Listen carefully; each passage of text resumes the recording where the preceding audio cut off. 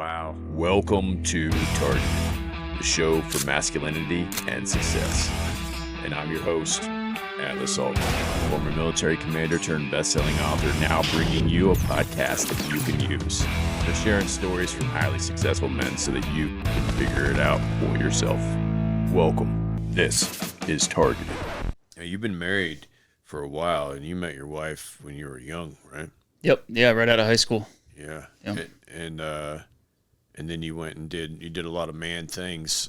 From what I remember, I believe you went into firefighting pretty early. 17. 17, yeah.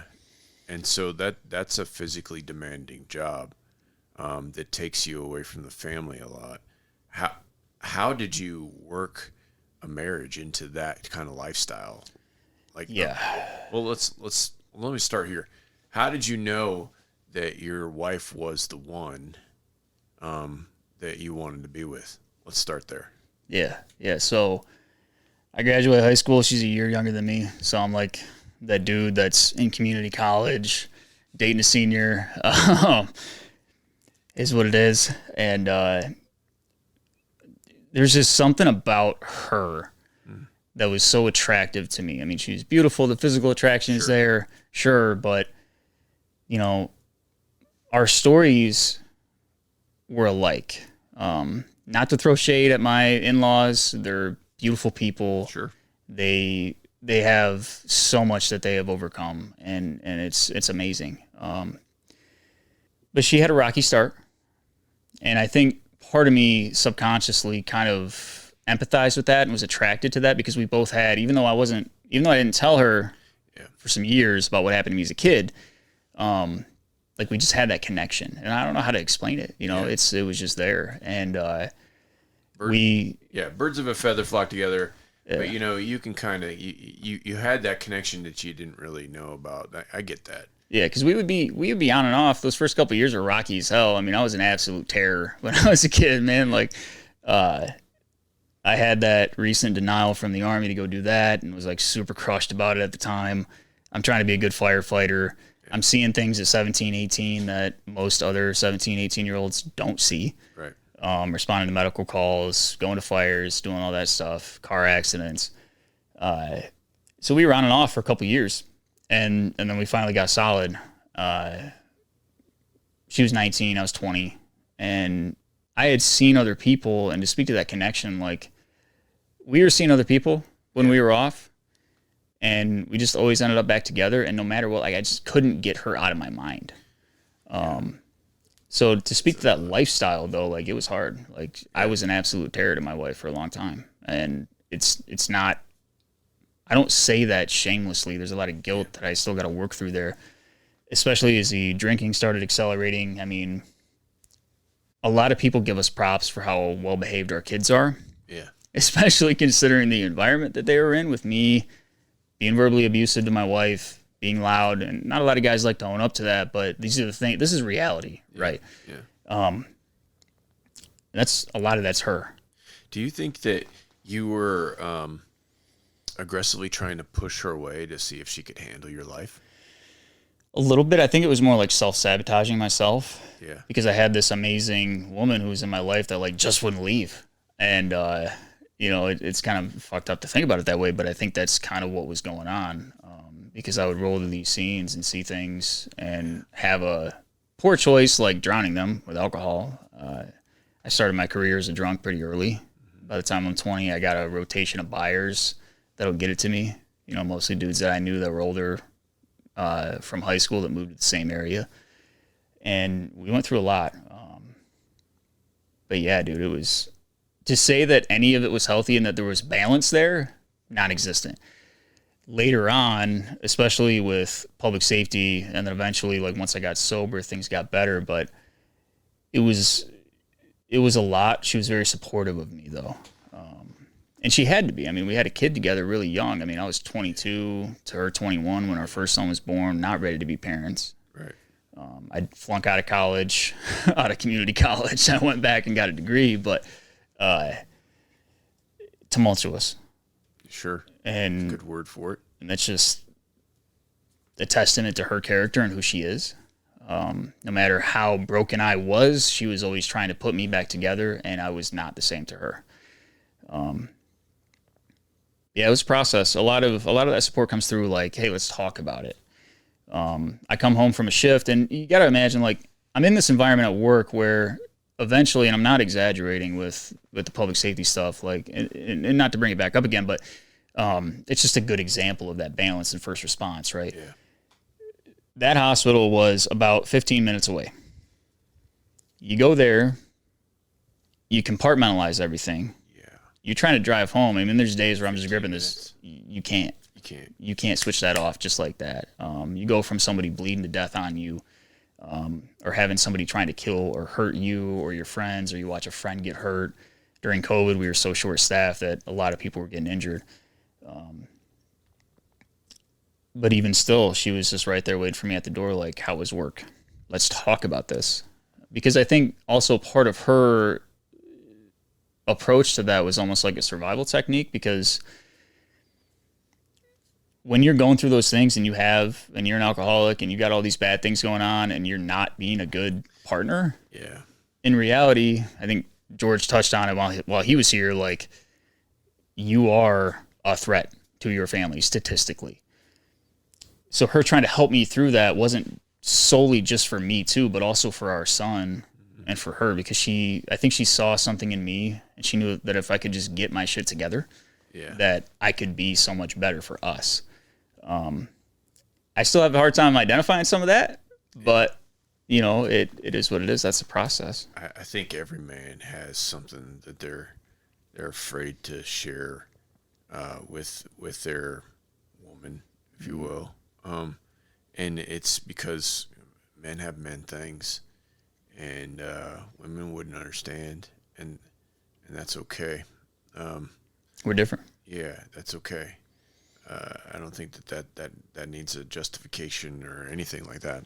Right. What I would say, and what I'm hearing you say, and you can correct me, please do, is that despite all of the trouble that you think you imposed on her, she still felt the need to stay by your side.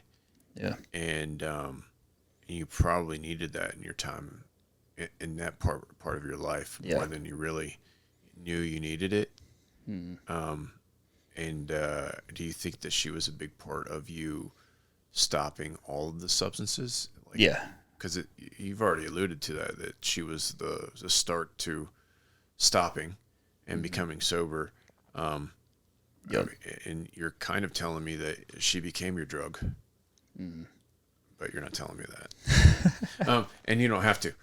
What I would say is there's a lot of men out there that are looking for a woman like this, and men do this. I mean, I've done it. I've pushed good women out of my life multiple times because I just don't think that they're ready for me and my stuff, you know, because they wouldn't understand, right? Yeah, sure. Does this sound right? Does this sound like this is a mental process I think a lot of men go through?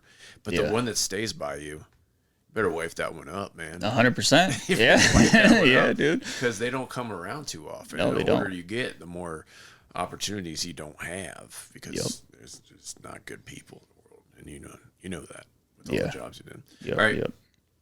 I'm going to bounce into your Department of State soiree. We talked about it a little bit. But you started with an NGO, like a non-for-profit. Yep. And that was an interesting job for Very. you. So how did you get into that line of work? How did you get into? Why did you think about nonprofits to begin with? Yeah. So the setup, if I want to call it that, I got recruited by that nonprofit to come in and do security work, right? So, and it's funny how it worked out because, and again, this topic in general, I got to be a little bit careful, but I was working as an internal armed security guard for a major cannabis entity out of Michigan, SkyMed Brands, and springboarded from my public safety experience into that. They paid better. I got to carry a gun, more training, all that stuff. Good. I'll do it, right? Working that job for a while. Had another kid. Kids are expensive. Need something that pays better, so I'm out there looking for work. And a piece of professional advice there is these days it's hard to stay married to any one organization. You got to always be looking for the next thing. Take care of you. Loyalty goes a long way, but sometimes it burns you. So I get a message from a recruiter for this nonprofit, and they're encouraging me to apply. So I do. Security work, job title didn't really match up with what I thought it was. It was technician instead of just guard or security or whatever, right? And I do the interview. They like me. I get the job. They told me during the interview that their primary contracts are with the federal government. And come to find out, I'm going to need to get a security clearance because I'll be working with the U.S. Department of State as a federal contractor, right? So supporting a contract they have or had with that agency and doing all sorts of physical security stuff. So access control, security software, end of things, CCTV cameras, security clearance compliance, cleared spaces. Got to make sure that people have adequate credentials. It doesn't line up because you're cannabis, right? Yeah, non-for-profit government. Yeah, I mean, that had to be you were probably like, how the hell did I get here? Yeah, pretty much. I was amazed that they didn't want to look more into that. To be completely frank with you, right? Didn't lie to them. They must have just thought that, hey, it's a security job, and that's certainly how I sold it. Hey, I know the industry is this, but I'm just a Joe with a gun, and I'm here to do security. Fair. Surprised that it didn't interfere with my clearance process at all. But yeah, I found myself in an environment where I'm privy to information. And it was really cool. I really loved my experience there because, like, you get to know things, you start feeling special. I was the complete opposite of Jason Bourne. It's not who I was, right? Born Jason. Born, right, exactly. Out there doing the whole, like, one gun upside down, the other one right side up, stairway, epic scene. Anyways, bit of a nerd. But, yeah, dude, it was really cool. And I'm doing physical security work there. It's a really corporatized environment. You're dealing with the obviously intelligence aspect of it. Yeah. And I got to do some cool things. I got to be privy to information that I never thought I would. I grew up in a rural community. Classified information. Right. Yeah. SBU, aliens. Stuff like that. We're talking about aliens. Yeah. Right. Yeah. No. Right. Yeah. So you're there. They put you in the situations that they put you in, and your mindset shifted because it's totally probably opposite from where you're at. Yeah, and it's under the previous administration as well, that time frame. So the Biden administration. Yeah, Biden. Those. Yep. You may need to know that. Right. Different. And which is interesting because I've had people reach out and they're like, "So are you like? Yeah. What's going on here?" We're not talking politics here. No. We don't need to. It's like it's just a job. Yeah. You're working for the United States government. Yep. In a capacity that requires a security clearance. Yep. But the cool parts. Tell us one of the cool parts of your job. Like, what was the coolest thing that ever happened? Yeah. You could talk about. So I do have to be a little bit, I apologize to listeners. I do have to be a little bit careful. Do it. But be careful. There's a reason why I don't mention the name. Yeah. Of and whatnot, but essentially, you can draw whatever conclusions you want from this. I'm not giving away any information that's classified SBU, anything like that. Right. I had a very low level clearance compared to some people, so it's not even like I was that special. But we ended up doing some work in and around late 2023, after October. That it made my job, I put in a lot of hours. I was working 60, 70-hour weeks, and I was supporting something that was, in essence, focused on Americans abroad. So there were certain things that happened, and there was Americans in certain places, and they needed to get out. So now I'm going in to work every day in a supporting role, the physical security aspect of that, running down adequate clearances, running down adequate credentials to be in and out of these spaces, trying to control some information and whatnot. But being privy to a lot of the on-the-ground realities of what it's like to be in a combat zone. Yeah. Never set foot overseas. I'm not claiming that I understand war. I've never been to war. Sure. Right. But getting a bird's eye view and some very real details about what's going on the ground every day. And it was tough, a little bit mentally. The hours were there, stressful. But just the stories that were coming out of that were horrific. There were certain windows where people were advised to move. Yeah. And bombs to drop. So in the stories, let's dive into that a little bit. The stories, where did they come from? Did they come from your coworkers, or they come from the environment? Because there's different situations that produce stories, and then let's start there. Yeah. Where did the stories come from? Yeah, a little bit of both. So I'm in there supporting them any way I can.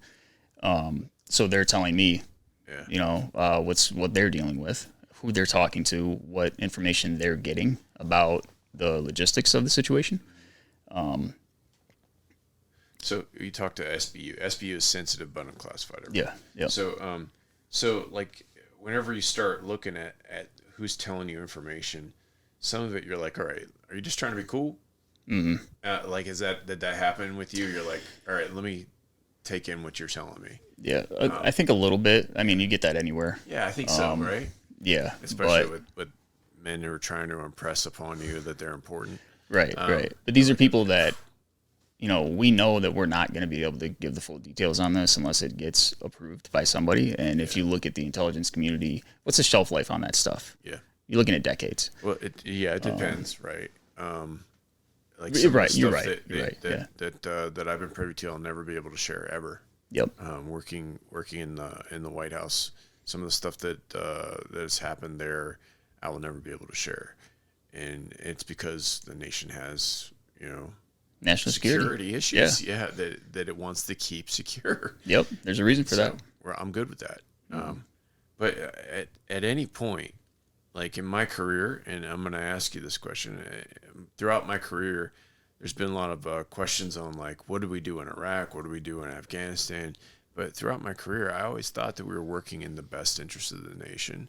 Yep. And all the things that I know internally are classified. I keep that because I believe that that's in the best nation of the or best interest of the nation. Yep. Do you feel the same? I do. There's certain. I mean, there's been stuff that comes out with OSINT, and whatnot pertaining to that situation. OSINT is overseas intelligence. Open source intelligence, basically. You want somebody that's really good at that. I don't never talk to him, but OSINT Defender on Twitter, he's pretty good about that. But seeing things and then a couple days later he has it, kind of thing. So yeah, open source is crazy to me. Yeah. So open source is like anything that's available online. So a good open source example would be ChatGPT. A ChatGPT scours the internet and provides you with a non-advertisement solution. However, OSINT has multiple powered computers that are looking for specific things. Yeah, there's a lot of things, a lot of different inputs, a lot of different people all over. And it could just be pulling videos from different countries people put up and whatnot. And I misspoke. I said overseas. But it's available for everything. Right. Yeah. So, and a lot of it does come from overseas, though. Yeah. So it's crazy what you can find. Right. But to answer your question, though, I'm proud. Like, full disclosure, right? I'm a hot-blooded American patriot. I love my country. Doesn't mean I agree with the government all the time, but like I think this is the best country on earth. And aside from prison not being appealing, I don't want to get an espionage charge or something like that. What, you don't want prison? Maybe a little time away from the kids. 3 hot meals. No, it doesn't sound like a vacation to me. No, it's not, especially for somebody like me that's been in these fields. But I think I don't agree with how some things were handled, especially with the previous team that was in the White House. But not to get political or anything, but that was just what my opinion was. That's what I took away from it. But what I did see was a lot of people that had our best interests at heart, and that's what they're there to do. And the bottom line is, you know, like, we were able to help our fellow Americans overseas, man. And that, to me, like, I'm so proud of that. That's big. And I, you know, again, I can't speak to all of it, but, you know, I'm very proud of that. And I do think that we were doing the right thing, but we were in a situation where, whether it's fog of war or whatever it might be, it was just difficult. Yeah, I'm with you. We'll get out of that situation. Yeah. If there's one thing I know about YouTube, it does not like me talking about anything political. Like, I always get flagged whenever they always ask me questions. So, what I heard you say, it doesn't matter who was in office. We would have done something for folks that are overseas, and you were part of that, and that was rewarding for you. So, all right. I'm gonna ask you some general overall questions about manhood. Sure. Who in your life did you see as a role model that you would like to emulate, and when was that in your life? Yeah. So I've had a lot of different personal influences on me in a professional setting.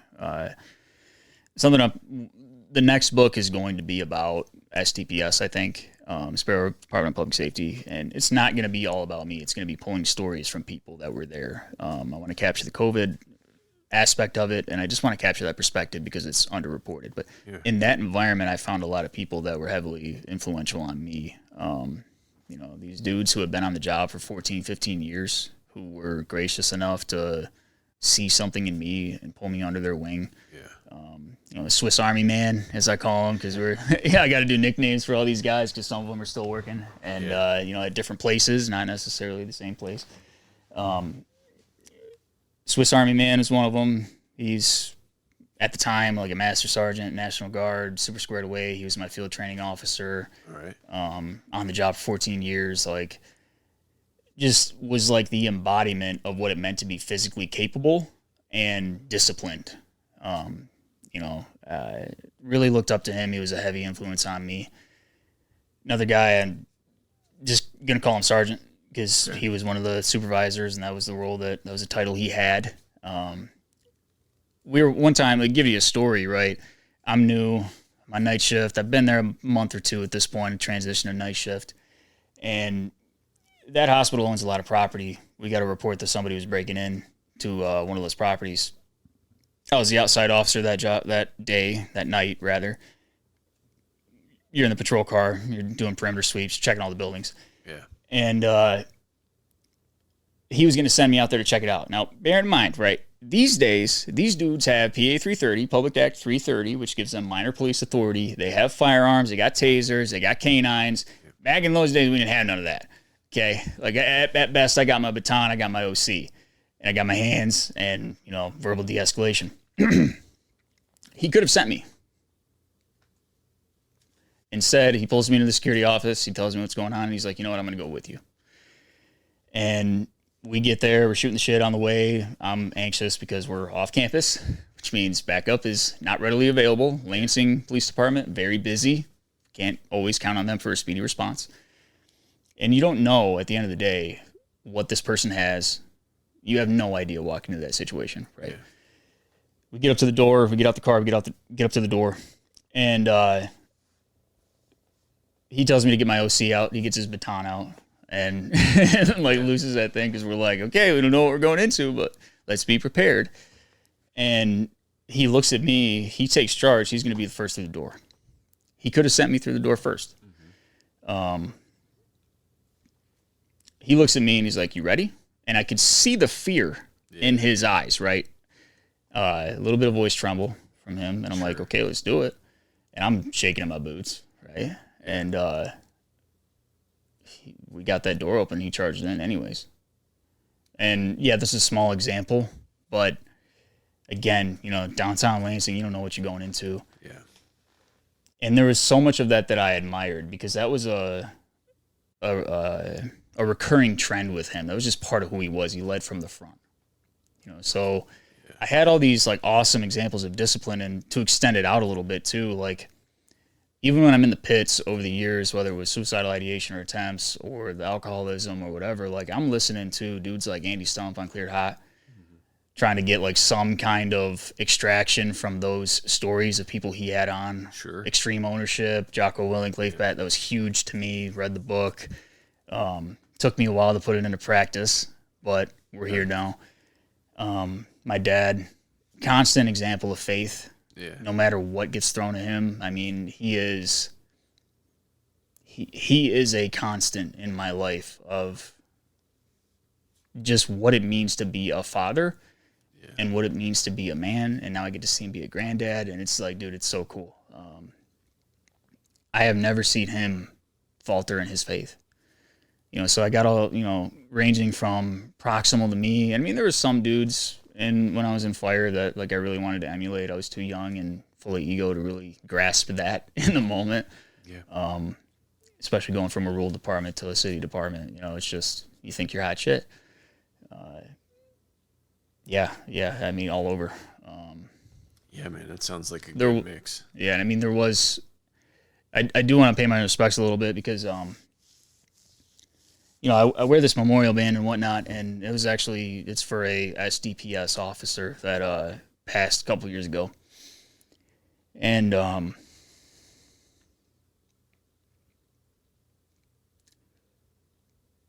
it's tough because, you know, I get on the night shift and there's these dudes, I'm in this environment I want to emulate. And I'm not, out of respect for the family, I'm not going to mention who it is and whatnot, but my friends the people that work there will know who it is. It's 114. It was his badge number. And everybody gives the new guy shit. And this dude was the most lethal, most capable, baddest dude on the shift. Yeah. A constant example of discipline inside and outside of work, but also like just super funny if you got him to put those guards down. Yeah. And yeah, I really looked up to him, and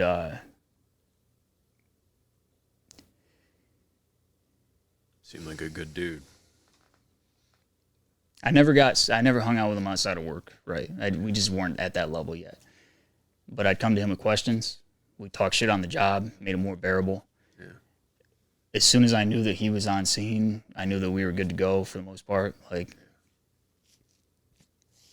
and he ended up passing in a motorcycle accident after I left the department and whatnot. But, you know, this isn't like a fancy attachment that I wear to try to get recognition or whatever it might be. Like, when I initially, because I wasn't sober back then, he didn't know me sober. Yeah. He knew me as a drunk who was struggling, trying to be better, but not getting there. And so when I started taking ownership over my life and my sobriety, my recovery, and trying to be a good human being, whenever it got really hard, I just look at this memorial band and I'm like, you know what, I got to live like this. I like it. I got to try to be that example that he provided. Good to have something like that, right? Something tangible you can look at to remind you that. Yeah. It's tough. It sucks, but men don't usually wear jewelry unless it means something. Mm-hmm. So, thanks for sharing that story. Yeah, dude. I want to go further into this. Your victory story. Mm-hmm. I'm looking at you, and your walking victory story now, because I've seen you on multiple shows. You've had more weight. You've talked multiple times in this show about carrying more weight. And when you're carrying more weight, you're carrying a burden. Mm-hmm. How do you feel right now? How do you feel? I feel great today. I feel better. There's still, it's just like today. Anything. Yeah, today. What about yesterday? Pretty good for the most part. I mean, just like anything, man, like recovery's constant, right? I talk about this guy that, you know, in my first book, In Suffering, I go through this like metaphorical example of like waging war against my own mind and crafting this prison to throw the drunk me into. And what I'm trying to explain there is that's still me. That was me through all those decisions. Yeah. I don't excuse it with the drinking. I don't excuse it with the addiction. Like, I had to own that. Yeah. And I still do. Even though it brings shame, guilt, whatever, I have positive coping skills to get through that. But recovery is constant. not every day is going to be good. I got to fight that guy every day to not drink, to not fall into those narcissistic, just me, selfish activities. So when I say like I'm good today, like good chance I'll be good tomorrow. I know I'll be good tomorrow. If I'm not, I got skills to try to get through that. I'm working out, trying to take better care of my health. That's done a lot. Overall, you know, I ballooned up to 300 pounds at one point. Wow. I'm down to 195 today. Nice. When I went and did softwood underbelly, I was walking around like 230. I slipped up. It's hard to get that discipline back, but you can do it. It's a choice. Yeah. You know, so that victory journey started, man, the day that I got sober, which is September 9th, 2021. Just like anything, like that's the reality of recovery. You're going to slip.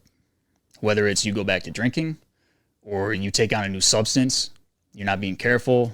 You know, like that's just part of life. I've never gotten, all right, so this is going to get bad. I'm probably going to get hate for this. Sure. You gave me a date. You said September 9th. What significance does that have? I mean, is that something that's programmed in here? Because, you know, the whole stop drinking movement is created in Ohio, you know, whatever that, what was it, Alcoholics Anonymous? Yeah. It's created in Ohio, so, you know, one state south of you. Right. You know, I people, they come in, they say, hey, I've been sober since this date. They always throw the date out there. I'm like, what is that? Why are you telling me the date? Right. Why is that significant to you? Yeah. Is there a significance to September 9th? Yeah, so it's a couple months. It's not the exact day, obviously, but relative to what this piece is, it was a little over 2 months after my second kid was born. Okay. And that's kind of when I realized, you know, speaking to the AA part of it, I've never been to AA. Yeah, believe it or not, I just haven't. A lot of that came from the stigma of like the jobs that you inhabit in that space. Yeah. Being scared that, you know, your teammates might find out that you got a problem, even though they probably already know. Yeah, and they know. You know, like that's what it is, right? You can't hide that kind of stuff, man. Yeah, I didn't want to seek formalized treatment. So that day is significant to me because sometimes it feels like I went to sleep at 20 just with the blurriness of that alcohol, and woke up that day and realized like I have a family here. Yeah. I've got all these outside influences. I'm putting the uniform on, trying to live a certain way, trying to look like this big tough dude who ain't got no problems, like all that stuff. And I realized like, hey man, I need this for me, because if I don't do it for me, people die, relationships end, jobs come and go, friends come and go. I have to anchor this sobriety in myself out of self-love and self-worth, because then it's going to pay dividends to my family. It's going to make me a better husband. It's going to make me a better father. It's going to make me a better employee, all this stuff, right? Yeah. So the date is more or less just, I'm not like super big on keeping track. I can't tell you the exact day number, right? I know in AA they have tokens and like, that's cool. Yeah. It is what it is to me. When we start talking about years, that's when you start really experiencing growth. You're experiencing growth, but like sobriety is not a cure-all. You got sober? Cool. Yeah. What are you working on to better yourself? Because like I'm interested in, what are you working on? Right. Yeah. Go ahead. So for me, it's, you know, I had to own everything that I did as a drunk. Check. You've done that. Ownership, yep, right? Got it. Self-love. Giving myself the grace to understand that, like, yeah, that was me, because with ownership, you take on all of it. It's not just the good, it's the negative as well. It's the self-loathing. It's the self-hatred. It's the grief over lost time. It's all of that stuff. It's all the relationships that you lost because of your behaviors, because of your drinking. So putting in some adequate self-help, self-love, working on that, actually going at the things that was the undertow of the drinking and the trauma, the underlying trauma, right? Unpacking that, whether it's therapy. Therapy's done wonders for me. I got a great therapist. If you're in Michigan, go to my website. She doesn't pay me. She's just awesome. Yeah. Therapy really helped me. I try to get out in nature as much as possible. Yeah, that's my therapy. Yeah. Get away from everyone. Yeah. I got a great cut of land up in northern Michigan that's like just beautiful. I love it. But a lot of it has to do with that self-love, and that's hard to really grasp when you're in a state of regret. And so it's not easy to talk about these things. I still feel that. Yeah. But that's where you have to be intentional about what caused the drinking. And you have to, in my book, I write like ruthless self-assessment. Am I not waking up on time? How am I doing at the job? I had this interaction with my wife that was like a little bit heated for me. Like I said something maybe I shouldn't have. Like let's reflect on that, try to correct, do what I can to make better for it. Same thing with parenting and all your relationships. Yeah. For me, it is a constant self-assessment. Where can I be better? And a lot of that actually fuels, I think, professional development too. Because you mentioned like I wrote a book, I completely self-published it. I've been on these shows, I've done a lot with a little. And a lot of that comes from like this ruthless self-assessment and just, hey, let's not make excuses. When I find myself making an excuse and I'm conscious of it, I have to right that wrong. Be honest with yourself. We tell ourselves lies all the time, right? I look in the mirror, I'm like, oh, I've done all this stuff. I'm like, I'm not unique, okay? Like a lot of people do the things that I've done.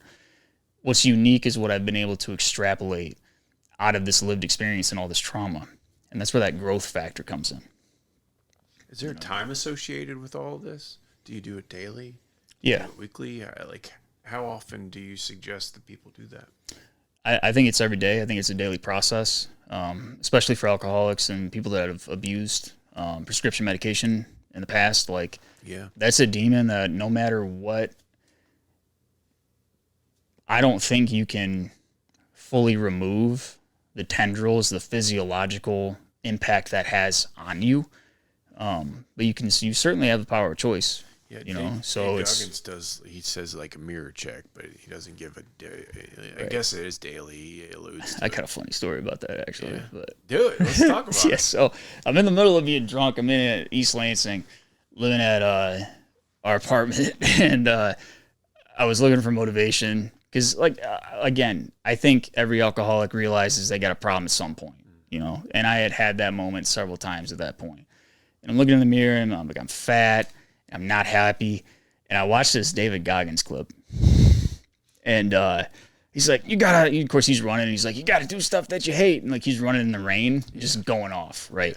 And I'm like, yeah, all right. Yeah, let's do that. And there's this liquor store that I used to really like to go to because it was only like a half mile away. So like if I was going to drive there, less chance of being pulled over when I'm drunk. Right. Yeah. Sorry, professional drunk driver, former, certified, did it for a long time. That's just how it was. And it was raining out and I'm like, I'm going to do something that's like hard that I don't want to do. And so I have like 300-pound me. I'm doing like this jog shuffle to get down to this liquor store.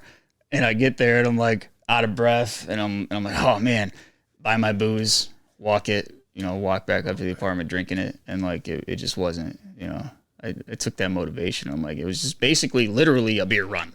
Yeah. A run to go get beer. Yeah. But you're motivated to go get beer. Yeah. By David Goggins. Basically. Yeah. Basically. And then when you had it, you're like, man.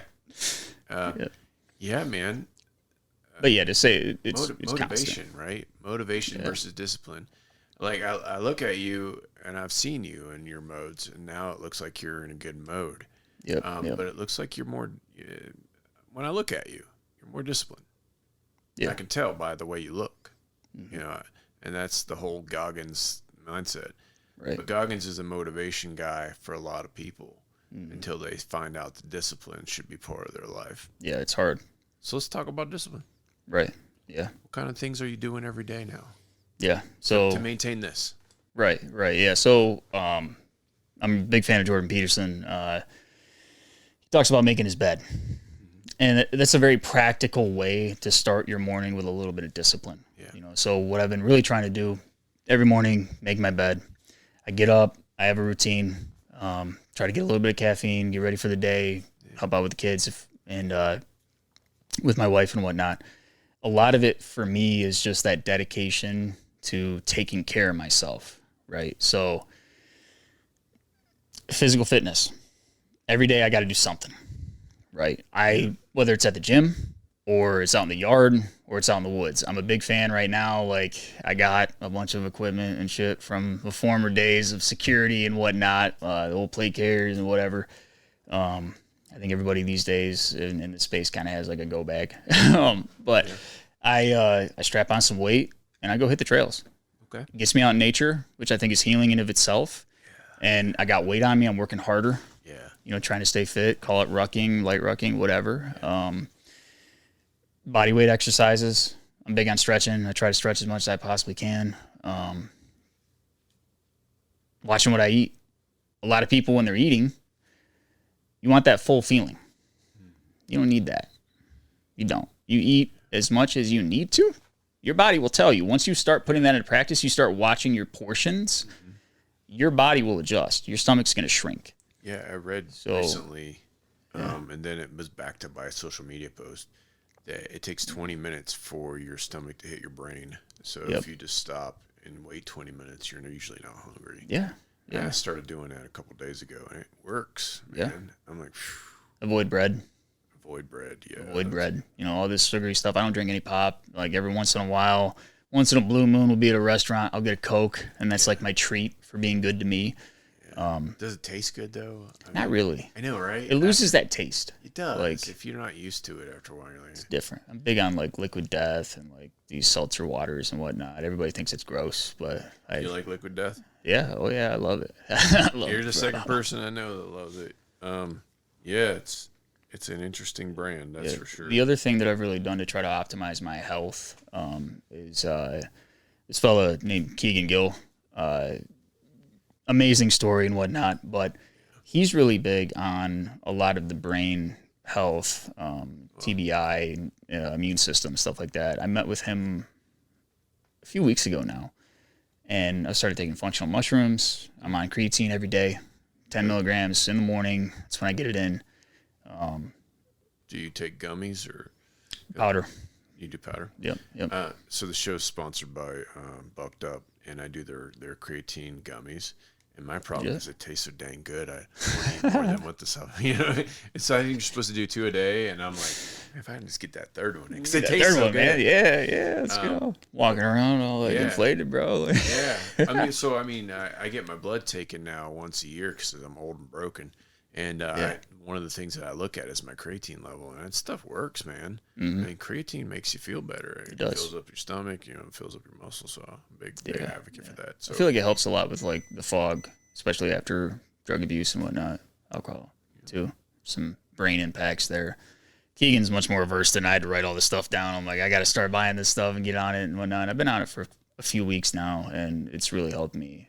Aside from just, you got to move your body. Yeah, and I know it's hard. Like, I went from in shape, going into burning structures. It's a physically demanding job, right? Very capable. I ballooned up to 300 pounds. I know what it's like to be big, and I know what it's like to look in the mirror and be like, wow, I used to have like this physique. And like, I'm not saying I got that now, bro. I still got weight to go, right? Like, I'm still working on me. I'm not perfect, but I know what that's like, to just the self-loathing and that I want to do this, but I'm stuck. You got to make a choice. Yeah. You have the power of choice. You can start putting these things into practice. That's where the discipline comes in. You have to go from a short range view, get rid of the mouth pleasure. We don't need it. You can go eat some fruit instead of a sugary snack. You have to see yourself as worth it. I got one more question for you. Actually, I got a couple questions, but let's do it. We're gonna go down this series. As a man today, what are one or two things that you would tell your younger self to focus on? It could be two, but like, there's got to be something that you'd be like, hey man, Nick, I gotta tell you this, so that whenever you experience it, it's a lot easier. What would that be? Yeah, potentially a happy, a healthy ass kicking, just a little bit, but for the most part, it's like, dude, you got to stop basing your self-worth on this idea of what you want people to perceive you as. You got to talk about your emotions.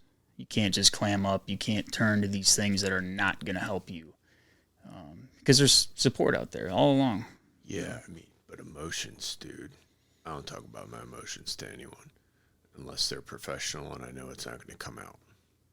So how did you deal with that? Because I'm sure you felt like that for a while, but then you're like, I got to talk to somebody about this shit. Right. What was that turning point for you? I think I just realized that I had been running this track of self-medicating and it wasn't working. Yeah. And having that realization that, like, I don't have to be this way. So what does that process look like to not be this way anymore? I got to start taking care of me. Go to therapy, talk to somebody, do the right things. That's a lot of it. Important. Yeah. How did you pick somebody to even talk to about like any of this? Yeah, I mean, I know like you were in school and you're like, I'm gonna do it on this. Right. But even then, you knew it was only going to go to one person. Like, how did you expand that one person to 2 or 3? Yeah, a lot of it did come from therapy, and that's just what works for me. I know the mental health field gets a lot of mixed opinions about it, but at the end of the day, you got to identify something that works for you and put it into practice, right? So, I casually mentioned that there was something else I wanted to talk about with my therapist because we were unpacking a lot of the service-related stuff, and she's like, "We should talk about that." So I started unpacking it with her. At that point, I had already told my wife about the stuff from my childhood. Yeah. And it was through a lot of that work on myself with her, with EMDR, eye movement, desensitive, whatever. It's this method of therapy, and journaling that, and looking at the data, I realized with that occurrence rate, a lot of dudes out here that have it, right? Yeah. So that made it easier. Yeah, I'm a big fan of writing in it. So I've never shared this story, but I'll do it. And I'm not. This isn't vulnerable. It's just what happened. But when I left Afghanistan, we were connected to some people that were being trained by the Afghan Special Forces unit that I was assigned to. Was advising some Afghan Special Forces, and I was connected with them. And they used to send me messages. One of the messages was like, "Hey, come back." I'm like, "I can't do that, man. That's not what happens." And it's not like I'm a trigger puller. I don't kick down doors. You know what I mean? Like, I was giving them advice, but not like cool guy advice, not John Wick advice. So the reason why they would want me to come back was up in the air. But anyways, they ended up getting killed, and the terrorists got their phone, and they started sending me messages, and so I got told to go to therapy because these people that I knew were now dead. Mm-hmm. I don't know if you know anything about the military, but that's how that works sometimes. You know what I mean? Yeah. And Afghanistan was the, I don't know, 4th or 5th time that I'd been deployed in an area where people died. Mm-hmm. Some of them were people I worked with. But in my operational kit bag, if you will, a lot of the people that were in the same spaces as me did not go outside of the wire, did not talk to people. They just did their technical jobs, whatever that was. Mm-hmm. So for them to understand what I was going through is not something that they would do, so I would not talk to them. Right. And I did not talk to them. Yep. In fact, I did not talk to them about a lot of things, like mixed martial arts or shooting or anything that was in my private life, because I had a professional life and I had my life. Yep. And I never really mixed the two. But going to therapy was not something that was in the cards for me. But talking to someone who would listen and be like, "You're normal," that was my bag, man. Mm-hmm. Yep. But before that, I used to write everything down and I'd get it out of my head. And the only reason why I think I got cleared, and they told me there was nothing wrong with me. There's something wrong with all of us, by the way.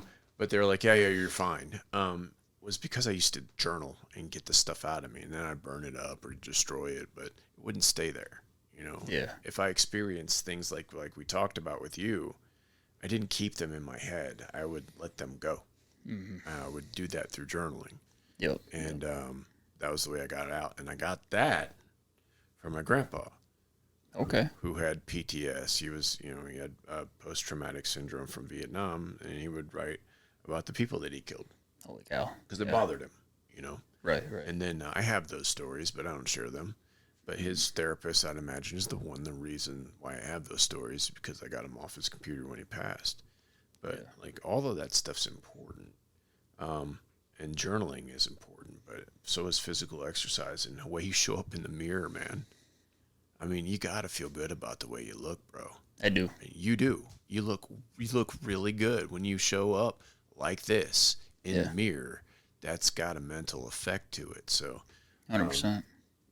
Whenever you have these temporary pleasures, whether it's drinking or eating sugar or sitting on the couch, it has a long-term effect, and those little things add up, don't they? Yep. So I like that discipline thing. Thanks for letting me share my story. Yeah, absolutely. I don't know why I did that, but now that we're sharing. So the last question I got for you, because I don't want to steal your whole day here. You get to the Valley of the Sun, and I want you to experience some of the good weather we're having now. Absolutely. Yeah. What do you plan on doing? What's next for you? Yeah. So right now I'm kind of, and I didn't bring up my faith so much, but as far as long-term plans, I'm on the public speaking track a little bit. I've got some events lined up that I'm really excited for. I was able to do my first keynote a few months ago. I plan on continuing to do that. I'd like to be doing that 5 years from now. I think it's awesome. Puts me in a very uncomfortable position, and I have to overcome it. Yeah, and that's how good can practice. People reach out to you if they want to hear your story in person at an event? How can they do that? Yeah, so my website is a contact form. You can follow me on any of my socials. What's your website? All that, www.nickmiddaugh.com. There's a contact form there. You can reach me for business. You can reach me just to share your story. 5 years from now, I'm planning on hopefully, having a different house and like crushing life just like anybody hopes. I really want to start my own nonprofit called Midaugh Advocacy Group. I lack the funding right now to do it. Being able to empower other survivors to share their story is very important to me. That's one of the things I'm doing with Voices Beyond Assault right now. So those are some things. But, I've dropped a lot of baggage here, right? We've got the trauma from my childhood that not a lot of men talk about, and I'm all about raising that voice. I've got the service-related stuff. I was born with a disability that prevented me from my dream of joining the military. You can't see it, but I'm wearing hearing aids. Overcoming that is tough. I've got all this baggage and whatnot, and like from the outside perspective to a normal human being, whatever that might be. And I'm no expert, but my story is sad on paper. And a guy I really look up to, his name's Seth Gell. I was watching a video of him recently, and he said something I thought was really profound. And that's not the sad part of my story. It sucks. It was hard to overcome. I'm still in that process. Recovery's constant. It's ugly. It's hard. It's worth it. But it would have been so much sadder had I stayed a drunk. It would have been so much more depressing if I wouldn't have taken ownership in my recovery and moved forward. And like, look at all the beautiful things I get to do here now. I get to meet somebody like you. That's crazy to me. It's so surreal to be here, right? It's so surreal to go to Los Angeles and do Soft White Underbelly. I got to meet my hero, like one of my heroes, Andy Stumpf. Like, that's crazy, and I'm able to turn those things into something so positive. Again, I'm a grain of sand with this issue of child sexual abuse. There's millions of other dudes out there just like me. You don't have to suffer in silence. You don't have to struggle alone. Reach out to somebody, whether it's a therapist or just a friend who gets it. Unlock your true power. It's not with your abuser. And my story is also a story of faith. I grew up in church world. My disability and what happened to me as a child made me question a lot of my faith and whatnot. Yeah. I was angry at God for a lot of years. And last fall, I found myself, shouldn't say found myself, I made the choice.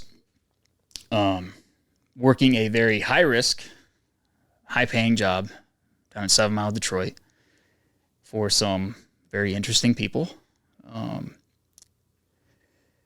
And I was just at the end of my rope. I'm like, hey, I've gotten sober. I'm being a family man. I got through the SSRI abuse. I'm working on it. Like, is this my life now? Is this what I'm going to do? Because this is what's paying the bills. And at the end of the day, I got to provide. And just praying to God, like, give me some direction, please.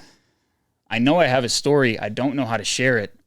I want to write a book. Like, I need answers. Yeah. I need direction. And that job that was high paying, high risk, went away outside of my control. So I'm like, okay, so that's out of the cards. All right, what else you got? And at some point, I'm a big fan of a certain passage in the Bible. It's James 2:17. And the sentence that I pull from it is, faith without action in of itself is dead. What does that mean? And to me, what I'm doing now, I put that prayer out, and I didn't expect God to just fix things. Yeah. I think a lot of people think that, like, oh, I'll just pray it away. I'll pray away the addiction. You got to meet him halfway. You got to have faith. You got to put in the work. Yeah. Without that action, you're going nowhere. And I think it's a beautiful testimony to my return to faith. Look at what I'm doing now. Don't just take my words for it. I've gone back to college. I got a degree. I'm looking at getting another one. I've taken charge of my life with discipline, ownership, trying to live better, be the man that my wife deserves. And behind the scenes, it's not pretty. Sometimes it's a daily fight. Yeah. But that's reality. And these are the things that people don't talk about, and we need to talk about it. And it takes very capable individuals like you. I like to think I'm capable. Yeah. But it takes capable men, I think, that are traditionally masculine in these roles to be vulnerable enough to talk.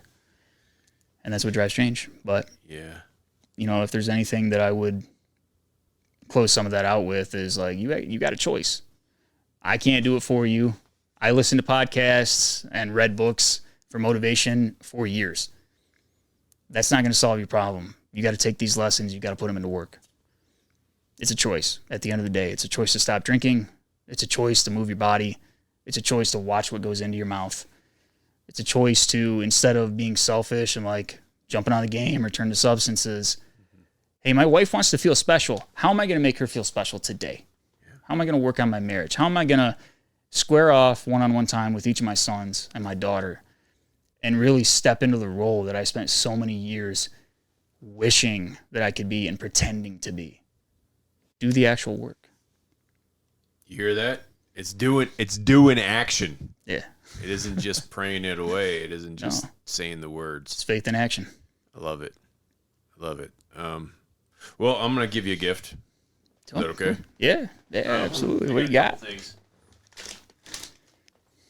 We had a former NOLA, New Orleans, Louisiana SWAT officer on our podcast, and he's starting this new initiative called I Believe in You. Yeah. And basically, this is a wristband that you can wear. And you can give this to someone else whenever they're doing something crazy with their life that is going to work out. Sure.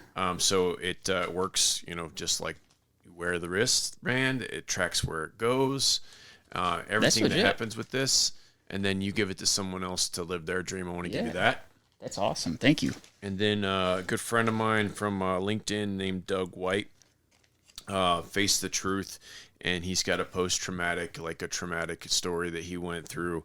And his book is called Hiding in Plain Sight. I want to give you this as well. Okay, yeah. It's a really good, powerful story. Awesome. And it kind of goes along with your law enforcement career and stories that you got to work with not only the fire department but law enforcement. So there's some police stuff in there. He's former Air Force as well, so there's military stuff. I want to give you those. Legit. I'm gonna read the shit out of this. Yeah, man, it's gonna be good. Let's give you something to read on the way home. Yeah, absolutely. I got something for you too. Oh, I love it. So this is the book that I wrote that I self-published.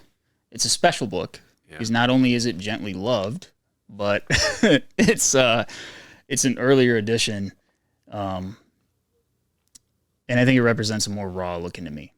Nice. So I got you a copy of the book. Thank you so for much. You, and then I also thank you so much. Got some stickers from the great state of Michigan. Great. I like that for you to enjoy. Sticker guy. I got an old uniform patch I tore off. It was one of the uniforms I wore.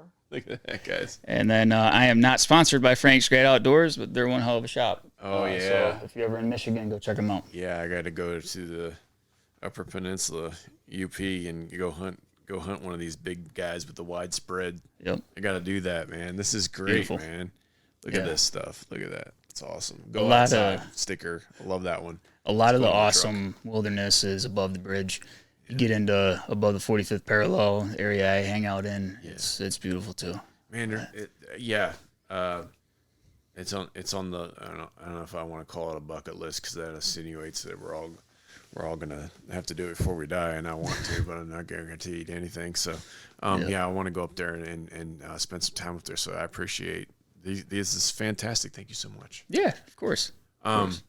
All right, so we know how to get a hold of you through your website. Yep, any of my socials. I got a link. I got a link tree with all the different stuff I'm involved in. Website, Instagram. I don't really post on X. I do write for a brand called Rebels Raiders. They put out tactical equipment. Really good stuff for cheap. That's cool. Put together some awesome systems. I write blogs for them. We'll put that in the show notes as well. Yeah. So I just want to say thank you again for coming from Michigan all the way down to the studio to give us some of these great stories and wisdom that you had. Thank you for being a victor. Yeah, I appreciate that. Instead of living in the life of a victim. Mm-hmm. I think you're shining light on a lot of things that a lot of people are going to see and emulate. And for that, I applaud you, Nick. I do, man. Thank you. Doing great stuff. Yeah, I appreciate that. Thanks for having me too. I mean, it's an incredible honor to meet you, sit down, have a conversation. It's great. Man. It's great. It's great. Yeah, man. So with that, I'm going to end the show, and I'm going to say thank you for listening. We just hit the 52,000 mark on subscribers. So if you're one of those subscribers, thank you for making this happen. As you know, push it to your friends. We get Nick down here. And we get bigger guests as we start to gain these followings that I am not worthy to have. So I appreciate you, Nick. Yeah, and thank you. I appreciate you guys, and that has been targeted. Word. Stay with us as we stay on target with another awesome episode coming up next. We'll see you there. And subscribe to Targeted now. As an ambassador to buckedup.com, I get to give you our special discount. That's Atlas25 when you go to buckedup.com to get that special discount. Only for our listeners, Atlas25. Go to buckedup.com now. This is Atlas Aultman. I am sitting here with my computer doing the final edits. My dog's just chilling out, and I'm looking for a fight scrub commercial. And instead of just finding one, I'm just going to tell you my thoughts on it, because hey, it's late, and why not listen to me since it's my show? This is something I found through a gym that I go to, and the guy who owns it, the guy who was on my show, is he's an amazing guy, and he tells a story on the show. But where this is a natural product. It is a clean product, not chemicals. And it helps you with anything that you do that you need to sanitize. So for me in MMA, when I'm doing Brazilian Jiu-Jitsu, which I can do into my really old age, when I'm broken, I can do Jiu-Jitsu, and I'll keep doing it. I get really sweaty, and then I don't want to smell like other dudes when I come home, and see the family and see my dog and all that. So I spray this stuff on me. I get in a car. My car doesn't smell bad. But then I feel cleaner. I'm not going to get any skin infections. It's an amazing product. It has different flavors of flavors. It's got different smells. But you can put it on your skin. You can spray it all over your clothes. You can spray it all over your gis. You can throw it in your gym bags. It's awesome. But if you play football and you have pads, it's awesome for that. Muay Thai. Whenever I do Muay Thai or boxing, I take my boxing gloves off. I spray the crap out of it. it's a good thing to have. If you're using Clorox or whatever, this is a great alternative. I've been using it for a while. Highly recommend it. There's a link in my bio if you want a discount. Please use my link. I do this for people so that they can get the products that I use. This is one of them. Check it out. Fight Scrub. Check it out.